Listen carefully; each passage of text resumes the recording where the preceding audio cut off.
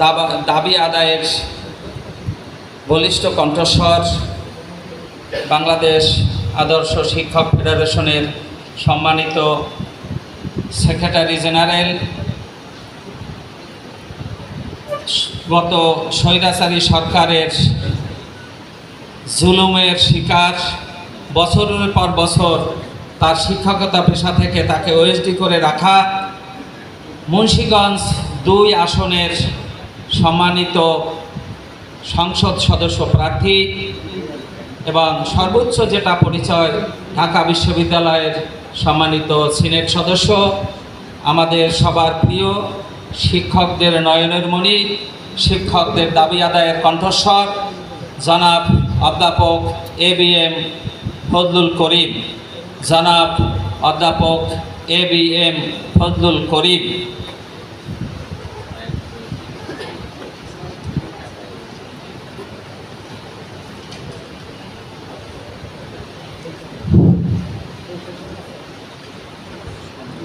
আসসালামু আলাইকুম ওয়া রাহমাতুল্লাহি ওয়া বারাকাতুহু।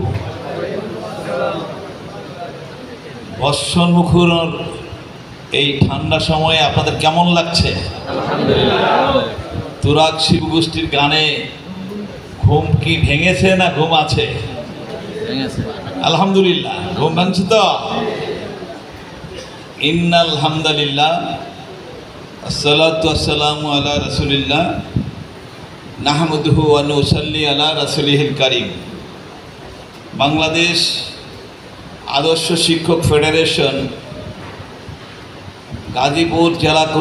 গাজীপুর মহানগর কর্তৃক আয়োজিত আজকের এই শিক্ষক সম্মেলনের সম্মানিত সভাপতি, বিশিষ্ট শিক্ষাবিদ প্রফেসর ডক্টর আবুল হুসাইন মোল্লা, ওনাকে এই নামে আপনারা চিনবেন এখন থেকে, সঞ্চালক অধ্যাপক আবুল কালাম আজাদ, মহানগর ফেডারেশনের সেক্রেটারি। আজকের সভায় প্রধান অতিথি বাংলাদেশের শিক্ষক আন্দোলনের পুরোধা, বিশিষ্ট শিক্ষাবিদ, অত্র মাদ্রাসার গভর্নিং বডির চেয়ারম্যান, ফেডারেশনের কেন্দ্রীয় সভাপতি প্রফেসর ডক্টর কুরবান আলী স্যার এবং বিশেষ অতিথি গাজীপুর মহানগরের মাটি ও মানুষের নেতা, জামাতের আমির, বিশিষ্ট শিক্ষাবিদ অধ্যাপক জামাল হোসাইন সহ নেতৃবৃন্দ এবং মানুষ গড়ার কারিগর, জাতির বিবেক শিক্ষক মণ্ডলী, আসসালামু আলাইকুম ওয়া রাহমাতুল্লাহি ওয়া বারাকাতুহু। আগামী দিনে শিক্ষক সমাজই পারে নতুন এই বাংলাদেশ দ্বিতীয়বার যে স্বাধীনতা পেয়েছে, যে আদর্শের আলোকে আমরা স্বাধীনতাকে লালন করি, সেই আদর্শের আগামী দিনের সরকার গঠন করতে পারে শিক্ষক সমাজ। ঠিক কিনা বলেন? শিক্ষকরাই সমাজকে পাল্টিয়ে দিতে পারে। আমার বক্তব্য 2 ধারায় আমি বক্তব্য রাখতে চাই। একটা হচ্ছে সমাজ পরিবর্তনে আপনাদের দায়িত্ব কি, কর্তব্য কি। আরেকটা হচ্ছে পেশাগত দায়িত্ব পালনে আমাদের সমস্যা সমাধানে আমরা কি করতে পারি বা কতটুকু দায়িত্ব পালন করা সম্ভব, কতটুকু সম্ভব নয়। প্রথমে দায়িত্বের কথা বলি। দায়িত্ব আমরা পালন করিনি, অতীতে করিনি, আগামী করতে করব কিনা সেটা আমাদের বিবেচ্য বিষয়। আমরা স্বৈরাচারী শাসক বলছি, স্বৈরাচারী শাসকের প্রথম নির্বাচনকে যদি বাদ দিই, পরের নির্বাচনগুলোর প্রিজাইডিং অফিসার থেকে শুরু করে বিভিন্ন দায়িত্ব পালন করেছে শিক্ষক সমাজ, ঠিক কিনা বলেন? এই শিক্ষক সমাজ যদি এই স্বৈরাচারী সরকারকে সহযোগিতা ডাইরেক্ট ইনডাইরেক্টলি অথবা ইচ্ছায় অনিচ্ছায় যদি না করত, দেশের ইতিহাস অন্যরকম হতে পারত, ঠিক কিনা বলেন? কিন্তু আমরা আপোষ করেছি। আমরা শব্দটা বললাম, আমরা শিক্ষক সমাজের বিবেক এটা শানিত ছিল না, এটা ধারালো ছিল না। আমরা শিক্ষক শুধু সমাজ নয়, আমার সামনে যে সমস্ত শিক্ষক আদর্শবাদী, তারাও আদর্শের পরিচয় দিতে পারেন নাই, ঠিক কিনা বলেন? আপোষ করেছেন, ইমানের বলিষ্ঠতা দেখাতে পারেন নাই। অথচ আপনারা মুজাহিদ সাহেবের অনুসারী, আপনারা নিজামী সাহেবের অনুসারী, আপনারা আব্দুল কাদের মোল্লার অনুসারী, সর্বোপরি রাসূল সাল্লাল্লাহু আলাইহি সাল্লামের অনুসারী। আমি যাদের নাম বললাম তারা কি আপোষ করেছে? আপনারা কেন করলেন? কেন আপোষ করেছেন? বিবেকের কাছে প্রশ্ন করুন। সেদিন যদি জেগে উঠতেন, প্রত্যেকটা সেন্টার থেকে বয়কট করতেন, প্রতিবাদ করতেন, মায়ের খেতেন, আহত হতেন, দেশের ইতিহাস অন্যরকম হতো। সুতরাং তওবা করতে হবে, কাফারা দিতে হবে যারা দায়িত্ব পালন করেছেন, আল্লাহর কাছে মাপ চাইতে হবে। কারণ ওই স্বৈরাচারী দোসর হওয়ার জন্য ইনডাইরেক্টলি আমরাও সহযোগিতা করেছি। আমার দোষ আগে আমাকে বুঝতে হবে। কিন্তু আমরা আপনাদের কাছ থেকে শুনতে পাচ্ছি না যে ঠিক আমরা অন্যায় করেছি, এই শব্দ বেরোচ্ছে না। আমরা এই অন্যায় থেকে মুক্ত হতে হলে আগামীতে ভূমিকা পালন করতে হবে। শিক্ষকদের দাবির কোনো অভাব আছে? মূল দাবি কি? মূল দাবি হচ্ছে জাতীয়করণ। সেগুলো কি এমপিওভুক্ত প্রতিষ্ঠানগুলো? কিন্ডারগার্টেন স্কুল থেকে শুরু করে, ইবতেদায়ী মাদ্রাসা থেকে শুরু করে, নন এমপিও প্রতিষ্ঠান থেকে শুরু করে সকল প্রতিষ্ঠানকে জাতীয়করণ করতে হবে, ঠিক কিনা বলেন? শুধু আমার দাবি বললে হবে না, সকল শিক্ষকের দাবি আদায়ের জন্য লড়াই করতে হবে। আর এই লড়াই করার জন্য আল্লাহ রাব্বুল আলামিন আপনাদেরকে সুযোগ করে দিয়েছে। সেই সুযোগ আপনারা গ্রহণ করবেন কি করবেন না সেটা আপনার উপরে নির্ভর করে। আগামী নির্বাচন যেটা আসতেছে, সেই নির্বাচন আপনারা কি মনে করেন যে ফেয়ার হবে? আপনারা কি মনে করেন যে কারচুপি হবে না? আপনারা মনে করেন সেখানে অন্যায় হবে না? দেখতে পাচ্ছেন বাস স্ট্যান্ড দখল হয়েছে, দেখতে পাচ্ছেন চাঁদাবাজি চলছে, দেখতে পাচ্ছেন মসজিদ কমিটি হাইজেক হচ্ছে, দেখতে পাচ্ছেন ক্লাব পর্যন্ত দখল করা হচ্ছে। এদের চরিত্র আপনাদের সামনে স্পষ্ট থাকা উচিত। নির্বাচন ফেয়ার হওয়ার সম্ভাবনা কম। আপনারা আপোষ করবেন আর কোরআনের শাসন কায়েম হবে? কোনোদিন হবে না, কোনোদিন হবে না। সুতরাং মহানগরকে আমি বলবো, সর্বস্তরের শিক্ষকদেরকে হাজির করেন, তাদের কাছে নৈতিকতার কথা বলেন, তাদের কাছে ইমানদারির কথা বলেন, মুক্তাকির কথা বলেন, তার দায়িত্বের কথা বলেন, তাদেরকে জাগ্রত করেন। যদি আমরা জাগ্রত করতে পারি, শিক্ষক সমাজে 80% দায়িত্ব পালন করে নির্বাচনে, ঠিক কিনা বলেন? তারা যদি রুখে দাঁড়ায় যে আমার সেন্টারে এমনকি আমার বুথে কোনো একটি ভোটও কারচুপি করতে দেওয়া হবে না, আমার রক্ত যাবে, আমার জীবন যাবে, আমি প্রতিরোধ করে তুলব। সুতরাং সেইভাবে প্রস্তুতি আপনারা নেবেন কিনা তারপর আমি কথা বলতে চাই। যারা আমার সামনে হাজির আছেন, বলুন, বাংলাদেশের জনগণ একটা বিশাল পরিবর্তন চায়। সাধারণ ভোটার যারা, তারা চায় সৎ মানুষ নির্বাচিত হোক, ঠিক কিনা বলেন? যেটা আর কোনোদিন চায় নাই। এখন জনগণ চায় যে সৎ মানুষের হাতে ক্ষমতা যায়। কিন্তু সেন্টার যদি দখল হয়, ভোট যদি কারচুপি হয়, তাহলে কি সৎ মানুষ আসতে পারবে? এটা প্রতিরোধ করতে পারেন আপনারা। আমি আপনাদের কাছে প্রতিশ্রুতি দিতে চাই, যারা আজকে উপস্থিত নাই তাদেরকে এই খবর পৌঁছাবেন যে ইমানদারির সাথে জামাতের পক্ষেও আমরা কাজ করব না, ইমানদারির সাথে দায়িত্ব পালন করব। কারা করবেন হাত তোলেন, এবং কারা অন্যদেরকে সংবাদ পৌঁছাবেন ইনশাআল্লাহ। প্রিয় ভাইরা,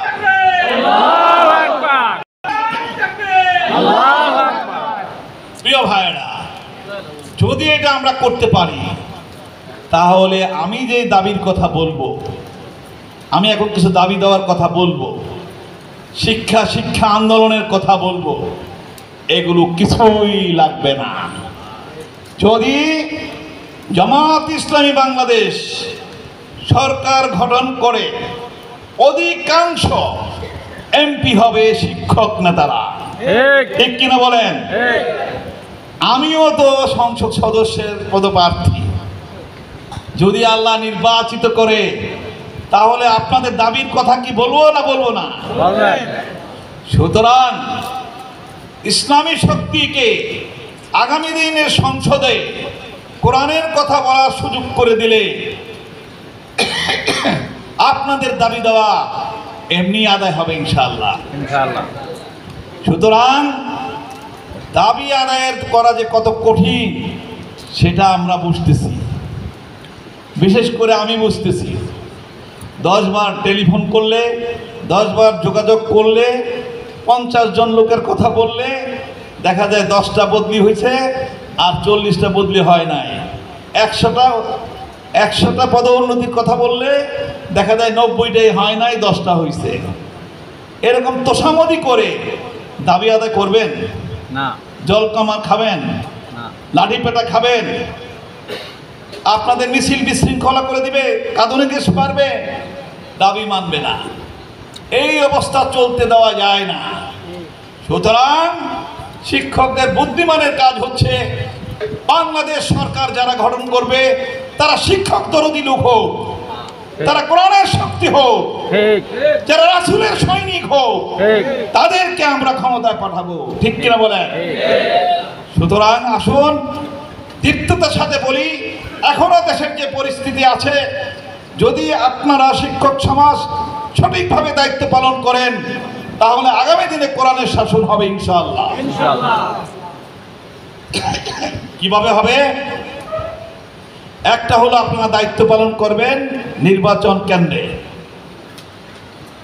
আরেকটা হলো এখন থেকে দায়িত্ব পালন করবেন 5 থেকে 6 রকম দায়িত্ব পালন করবেন। এই দায়িত্ব কোনো কঠিন কাজ নয়। 1 নাম্বার হলো শিক্ষা ব্যবস্থা যেটাই হোক, সেই শিক্ষার লেসন আমি দিব, কিন্তু আমি শিক্ষক, আমার স্বাধীনতা আছে, 5 মিনিট সময় কমপক্ষে আমি দূরে রাখবো। এক্সট্রা কারিকুলাম কথা বলবো, সভ্যতার কথা বলবো, নম্রতার কথা বলবো, ধর্মের কথা বলবো, সততার কথা বলবো, মানবতার কথা বলবো। সুতরাং এখনো নির্বাচন অন্তত 10-12 মাস আছে। এইভাবে যদি আমার শিক্ষক সমাজ সারা বাংলাদেশের ছাত্রদেরকে শিক্ষা দেয় নৈতিকতার কথা, রসুলের কথা, আল্লাহর কথা, তাহলে কিছু লোক কি ইনশাআল্লাহ সংশোধন হবে না? তাহলে আপনি বহু ছাত্রকে, বহু ইয়াংকে, বহু তারুণ্যকে ইসলামের আদর্শের শক্তিতে পরিণত করতে পারেন, ঠিক কিনা বলেন? আপনি যদি 10 জনও করেন তাহলে হাজার হাজার শিক্ষকরা কত লোককে করতে পারবে? সিরিয়াসলি নেবেন বিষয়টাকে আপনারা? শুধু কথা বলতে চাই না। আগামী কালকের ক্লাস থেকে শুরু করবেন যে আমি 10টা আদর্শ ছাত্র তৈরি করব এবং এই 10টা ছাত্র ইসলামের পক্ষে কাজ করবে ইনশাল্লাহ আগামী নির্বাচনে। পারবেন ইনশাল্লাহ? ওই ইনশাল্লাহ তো কর না, তাহলে আর কি হবে? আপনাদের যে কাজ করবো মনে হয় না। আর জোরালো ভাবে বলেন যে ইনশাল্লাহ। এই গেল প্রথম কাজ। দ্বিতীয় কাজ হইল প্রিজাইডিং অফিসার শুধু আপনি একলা হবেন না, আপনার সাথে যে বামপন্থী শিক্ষক সেও তো হবে। হবে কিনা বলেন? হিন্দু শিক্ষক হবে, বৌদ্ধ শিক্ষক হবে। এখন থেকে আপনাদের কাজ হলো কোনো ধর্মীয় কথা নয়, নৈতিকতার কথা, মানবতার কথা। যে দেশটা ডুবে যাচ্ছে, 54 বছর বিভিন্ন রাষ্ট্র ক্ষমতায় আমরা এনেছি। আওয়ামী লীগ এসেছে, বিএনপি এসেছে, জাতীয় পার্টি এসেছে, দেশে শান্তি প্রতিষ্ঠা আসে নাই। ভাই, তুমি হিন্দু, তুমি বৌদ্ধ, তুমি খ্রিস্টান, তুমি অন্য আদর্শের, একবারের জন্য ইসলামী শক্তিকে পক্ষে কাজ করে ইসলামী শক্তিকে এই সমাজে, এই রাষ্ট্রে ক্ষমতায় আনার জন্য চেষ্টা করো না রে ভাই। এবার বলেন, 10 জনকে বললে 2 জন তো রাজি হইতে পারে, পারে না? করবেন এই কাজটা ইনশাল্লাহ? তৃতীয় কাজ, আপনার কথায় অভিভাবকরা উঠবোস করে। আপনি যদি ভালো ছাত্র হন, ভালো শিক্ষক হন, আপনার কথা শুনে অভিভাবকরা, আপনি টার্গেট নেন যে 10টা অভিভাবককে আপনি ঠিক করবেন যারা কোরআনের পক্ষে রায় দিবে ইনশাল্লাহ। পারবেন? 10টা অভিভাবক ঠিক করতে পারবেন? এই একটি বছরে 10টা অভিভাবক ঠিক করবেন। তৃতীয় হলো, আপনার আত্মীয়রা আপনাকে ভালো জানে। কেন ভালো জানে? আপনি সৎ, আপনি নামাজ পড়েন, আপনি আল্লাহর পথে চলেন। আপনার আত্মীয়রা আপনাকে পছন্দ করে না? অন্তত 200 আত্মীয় আছে, 10টা আত্মীয় ঠিক করেন না রে ভাই, যারা জামাত করে না অথচ জামাতের পক্ষে রায় দিবে। আপনারা শিক্ষকরা সবাই মিলে যে 10টা আত্মীয় আমি ঠিক করব, 10টা ভোট, আমার আত্মীয়দের 10টা ভোট জামাত ইসলামীর পক্ষে নিয়ে আসবো ইনশাল্লাহ। পারা যাবে না? চেষ্টা করবেন ইনশাআল্লাহ। পঞ্চম হচ্ছে, আপনি যেখানে বসবাস করেন আপনার প্রতিবেশী, এখন থেকে লেগে যান। আপনার বাসার চতুর্দিকে 40টা বাসা, রাসূল সাল্লাল্লাহু আলাইহি ওয়াসাল্লাম বলে গেছে 40টা বাসা কি আপনার কি প্রতিবেশী। এই 40টা বাসা থেকে 40টা ভোট আপনি সংগ্রহ করবেন। এখন থেকে লেগে যান। আপনার ওয়াইফকে লাগাই দেন, আপনার ছেলেকে লাগাই দেন, আপনার মেয়েকে লাগাই দেন, আপনি নিজে লেগে যান। তাহলে আমরা শিক্ষক সমাজ এইভাবে কাজ করলে অসংখ্য ভোটার আমরা জামাত ইসলামীর পক্ষে আনতে পারবো কিনা বলেন? আপনারা এইভাবে এখন থেকে প্রতিটি মুহূর্ত, প্রতিটি দিন বাস্তবায়নের জন্য চেষ্টা করবেন কিনা আবার একবার বলেন ইনশাআল্লাহ। প্রিয় ভাইরা, এরপরে বলতে চাই আমাদের শিক্ষক সমাজের দারিদ্রতার কথা বলতে চাই। শিক্ষকরা ভিক্ষুকদের ন্যায় বারবার জাতীয় প্রেস ক্লাবে যাচ্ছে, দেখছেন আপনারা।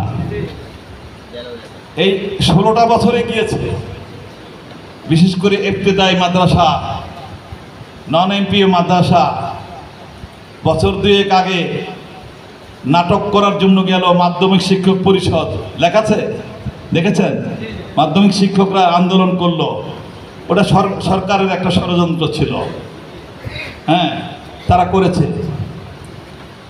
এই বড় বড় আন্দোলন এর আগে হয়েছে, আমি নিজেও গিয়েছি সেখানে, শহীদ মিনারে গিয়েছি, অনেক বড় বড় আন্দোলন হয়েছে। যখন আন্দোলন তুঙ্গে উঠছে তখন সরকারের পক্ষ থেকে, শিক্ষা মন্ত্রণালয়ের পক্ষ থেকে শিক্ষক নেতাদেরকে ডাইকা নিয়া কিছু সুবিধা অসুবিধা তাদেরকে দিয়া, আর আপনাদেরকে হাতে মূলা ঝুলাইয়া দিয়া বলছে যে আন্দোলন থেকে শিক্ষকদেরকে আপনারা বুঝাইয়া নিয়ে যান, আন্দোলন এখানে শেষ। আমি কি গল্প বলতেছি না সঠিক বলতেছি? কাজে এই মরীচিকার পিছনে শিক্ষক সমাজ বহুবার ঘুরছে, কিন্তু তারা শিক্ষকদের জন্য কিছু আনে নাই।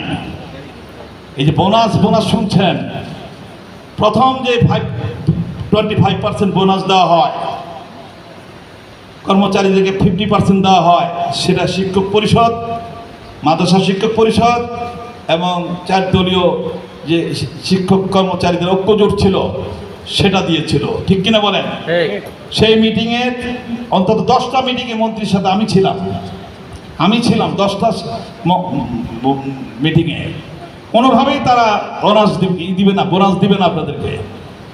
অনেক আবেদন করে 25% আদায় করা হয়েছিল এখন থেকে 20 বছর আগে। আর এবছর 16ই নভেম্বর আমরা শিক্ষা উপদেষ্টার সাথে সাক্ষাৎ করেছিলাম। 15টা দাবি আমাদের ছিল। উনি বলেছিলেন যে কিছু দাবি মানা হবে আর কিছু এখন পারবে না। আমাদের 1 নম্বর দাবি ছিল যে আমাদের সন্তানদের যেভাবে ধ্বংস করা হচ্ছে, নৈতিক চরিত্র নষ্ট করে দেওয়া হচ্ছে, কোনো দেশকে ধ্বংস করতে হলে সে দেশের শিক্ষা ব্যবস্থাকে ধ্বংস করে দিতে হয়। আর সেই জন্য বিগত স্বৈরাচারী সরকার বাংলাদেশের শিক্ষা ব্যবস্থাকে ভেঙে তছনছ করে দেওয়ার ষড়যন্ত্র করেছিল, যার শেষ পর্যায়ে সেটা উপনীত হয়েছিল, ঠিক কিনা বলেন? আপনারা সেটা মাধ্যমিক সিলেবাস দেখলেই বুঝতে পারবেন, আমি সেটা আলোচনা করে টাইম লাগবে। যত নৈতিকতা শক্তিশালী হইতে পারে এরকম যতগুলো কবিতা, প্রবন্ধ, গল্প ছিল সব ছাঁটাইয়া দূর করা হয়েছিল। সেখানে সকল অন্যায় কাজগুলোকে আনা হয়েছিল। আমাদের তার সাথে দাবি ছিল যে এই শিক্ষা ব্যবস্থায় 15 সালে এই বই দিলে বাংলাদেশ আদর্শ শিক্ষক ফেডারেশনের নেতৃত্বে সারা বাংলাদেশে আন্দোলন হবে এবং এই বই আমরা পড়াবো না। তিনি বলছিলেন আমরা 24 সালের পাঠ্যক্রমকে সামনে রেখে কিছু সংস্কার করছি, আমরা টেন্ডার দিয়ে দিয়েছি, বই ছাপা হবে, এই বই আমরা দেব। আমরা বলছিলাম এই বই কিন্তু বঙ্গোপসাগরে ফেলানো হবে। আপনি এখনই এই টেন্ডার বাতিল করে 2012 সালের পাঠ্যপুস্তক যেটা আছে, যেটা 12 সালের পাঠ্যপুস্তক ছিল, সেটাকে মূল ধরে কিছু সংস্কার করে বর্তমান যে 5ই আগস্টের আন্দোলনের ছেলে মেয়েদের নিয়ে কিছু লেখা সহ আপনারা এটা বের করেন। সেটা পারে নাই পুরোপুরি, কিন্তু কাছাকাছি করেছে। এই একটা দাবি কিছুটা হইলেও মানছে। এরপরে বলা ছিল যে 100% বোনাস দিতে হবে। তিনি বলছিলেন এটা চেষ্টা করবেন, কিন্তু কথা রাখতে পারেন নাই।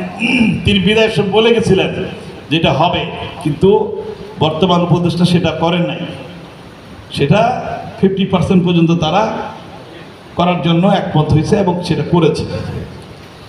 তা আমরা চাই না জনগণের কাছে শুধু প্রশংসা চাই না, এই কাজটা কিন্তু আমরা করেছি। আমরা সেটা দাবি আদায় করার চেষ্টা করেছি এবং আগামী দিনে ইনশাল্লাহ আগামী রমজানের ঈদে 100% দিতে হবে ইনশাল্লাহ। ইনশাল্লাহ 100% আমরা আদায় করব ইনশাল্লাহ। আমরা সংস্কারের কথা বলে আমাদের মূল সংগঠন আমাদেরকে অনুমতি দিচ্ছে না আন্দোলন করার জন্য, যার জন্য আমরা আন্দোলন করতে পারছি না। টেবিলে পয়সা যতটুকু সম্ভব সেটা আমরা করার চেষ্টা করতেছি।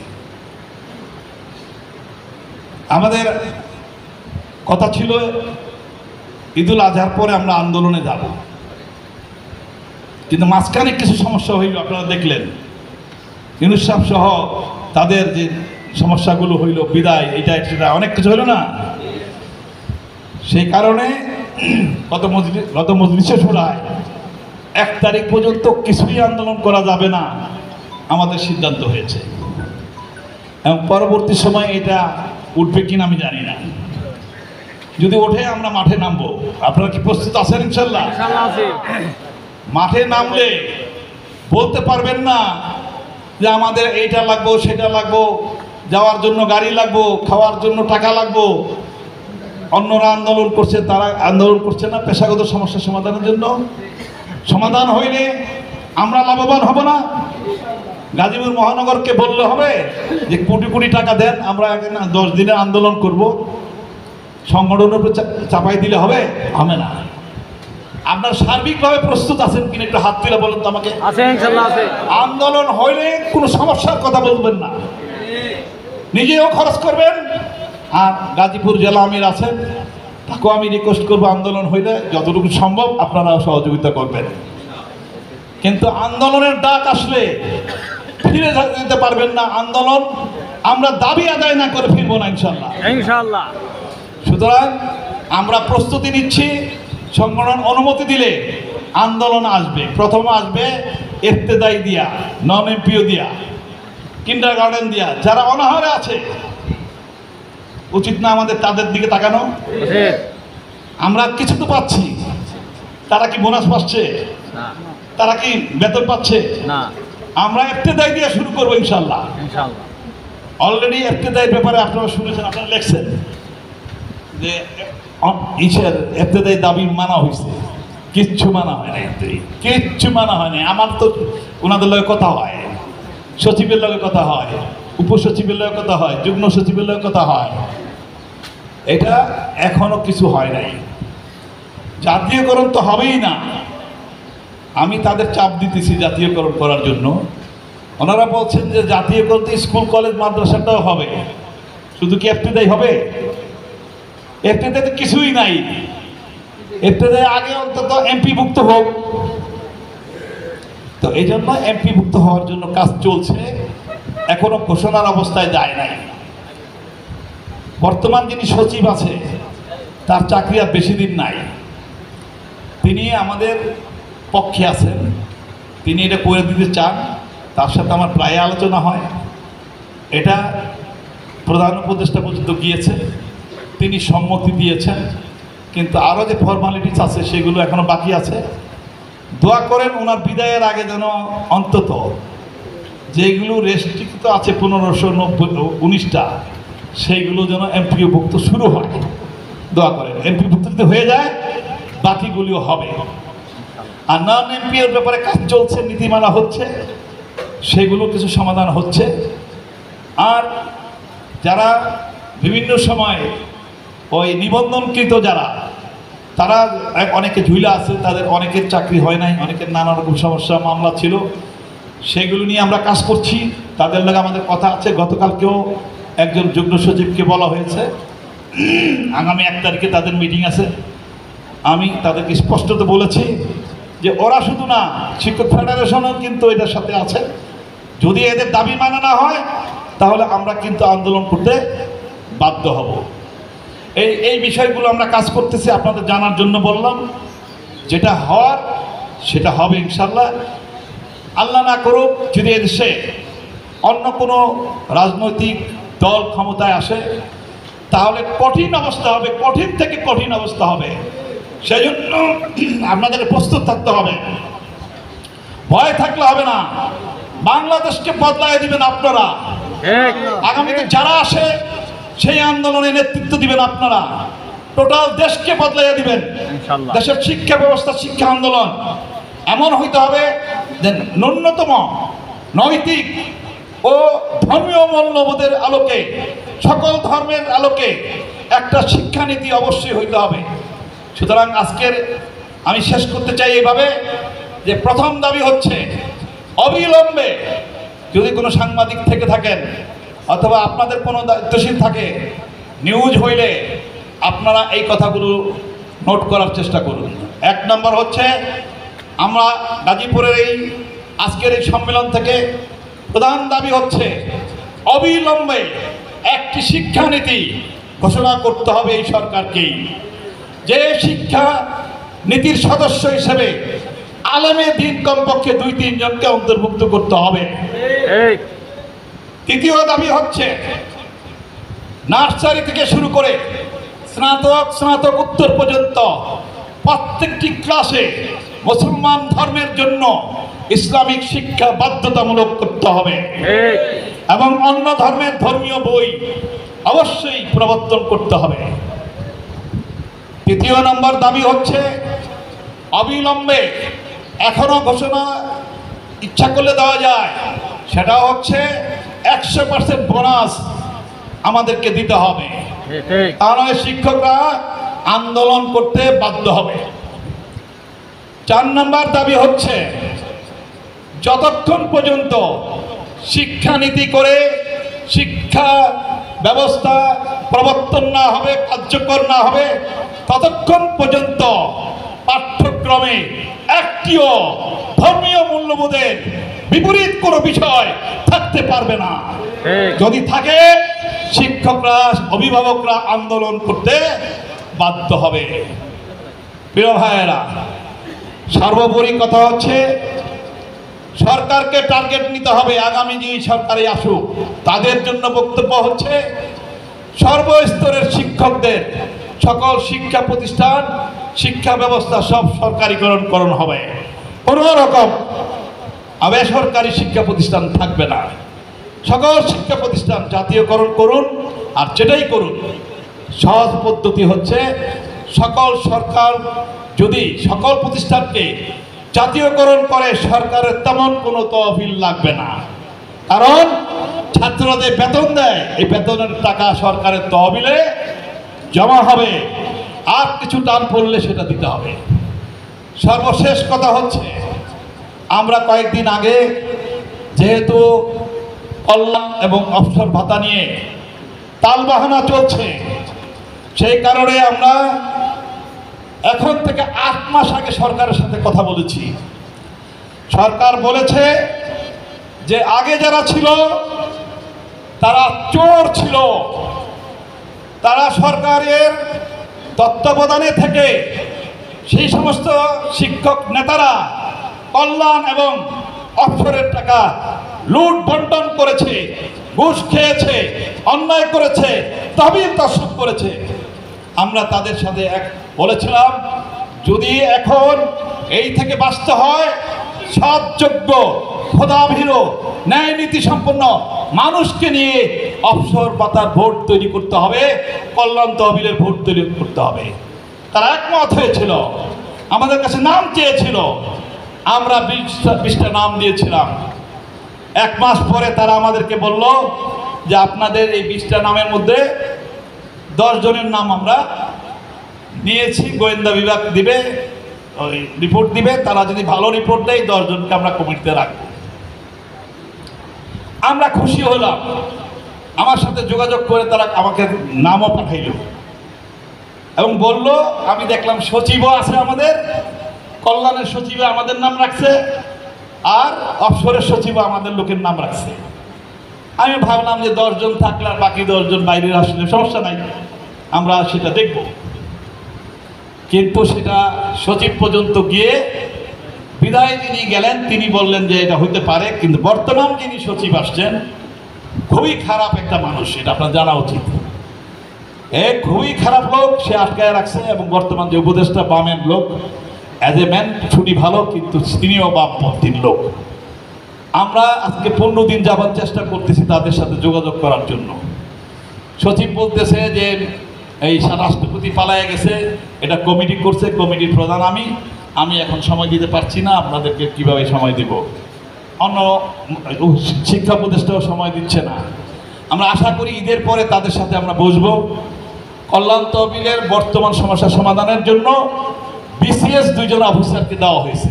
আমি শেষ করতেছি, বিসিএস 2 জন অফিসারকে দেওয়া হয়েছে। এটা আমাদের ভাইদেরকে জানাবেন, তারা কাজ করতেছে, তাদের সাথে আমাদের কথা হয়েছে, তারা আমাদের কথা আশা করি শুনবে। তারা তহবিলের প্রবলেমে আছে, তহবিলের জন্য চেষ্টা করতেছে এবং পাইলেই সেটাকে তারা দেওয়ার চেষ্টা করতেছে। আমাদেরকে অনুরোধ করছে শিক্ষামন্ত্রী উপদেষ্টাকে বলে থোক বরাদ্দ নিয়ে দেওয়ার জন্য। আমরা ঈদের পরে ইনশাআল্লাহ চেষ্টা করব।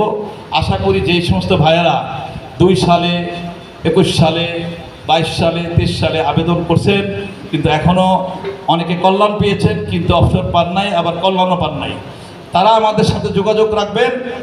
আমাদের কয়েকদিন রিসেন্টলি তাদের সাথে আলোচনা হয়েছে, তাদের ফান্ড ক্রাইসিস চলছে, ফান্ডের ব্যাপারে আমরাও সহযোগিতা করব। আশা করি ধীরে ধীরে এই সমস্যাটা সমাধানের জন্য আমরা চেষ্টা শুরু করেছি।